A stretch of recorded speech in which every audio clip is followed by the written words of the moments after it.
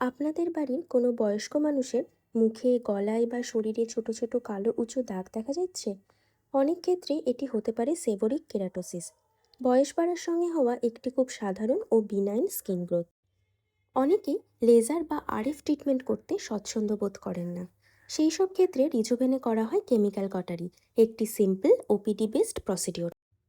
এই ভিডিওতে আপনারা দেখতে পাচ্ছেন এখানে টিসিএ অ্যাপ্লাই করা হচ্ছে, যার ফলে দাগগুলো ধীরে ধীরে শুকিয়ে হালকা হতে শুরু করে। ট্রিটমেন্টের পর প্রথম 7 থেকে 10 দিন সামান্য খোসা ওঠা বা ক্রাস্ট হওয়া স্বাভাবিক ব্যাপার। ধীরে ধীরে স্কিন হিল হতে থাকে এবং লেসেনের অ্যাপিয়ারেন্স ইমপ্রুভ করে। এখন পেশেন্টের রেজাল্ট দেখুন।